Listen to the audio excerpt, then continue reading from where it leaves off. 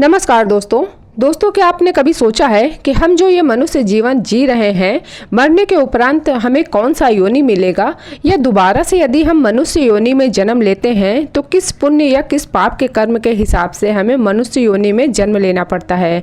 हमारे जो सगे संबंधी हैं, हमारे माता पिता हैं, वो कौन से पूर्व जन्म के कारण हमारे सगे संबंधी या माता पिता बने। तो चलिए आज इसे विस्तार से जानते हैं।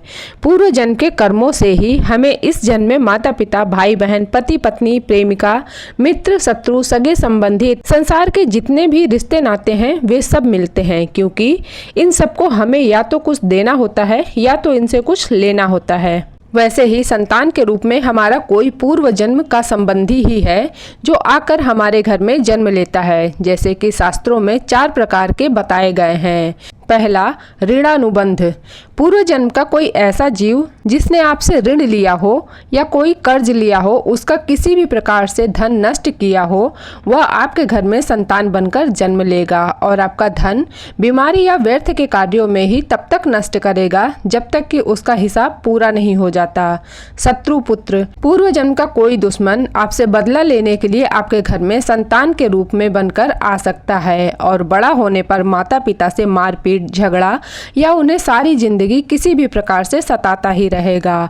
हमेशा कड़वा बोलकर उनकी बेइज्जती करेगा और उन्हें दुख देगा और माता पिता को दुखी करने में उसे अत्यंत सुख प्राप्त होगा। उदासीन पुत्र। इस प्रकार की संतान ना तो माता पिता की सेवा करती है और ना ही कोई सुख देती है और उनको उनके हाल पर मरने के लिए छोड़ देती है। विवाह होने पर यह माता पिता से अलग भी हो जाते हैं। सेवक पुत्र। पूर्व जन्म में यदि आपने किसी की खूब सेवा की है तो वह अपनी की हुई सेवा का ऋण उतारने के लिए आपकी सेवा करने के लिए पुत्र बनकर आ सकता है।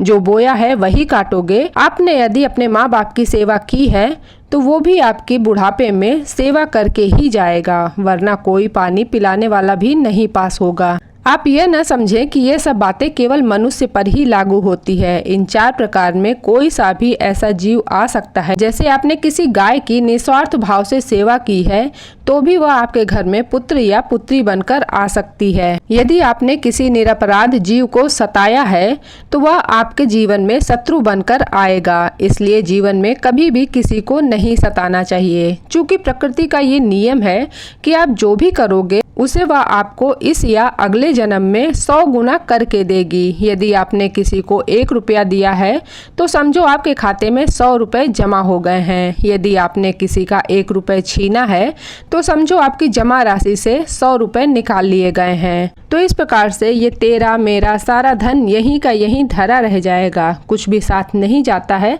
सिर्फ नेकियां ही जाती हैं। तो इस बात पर जरा गौर करिएगा। तो वीडियो अगर पसंद आई हो तो लाइक, शेयर, कमेंट्स जरूर कीजिएगा और चैनल पर नए हैं तो सब्सक्राइब कर लीजिएगा। Thanks for watching.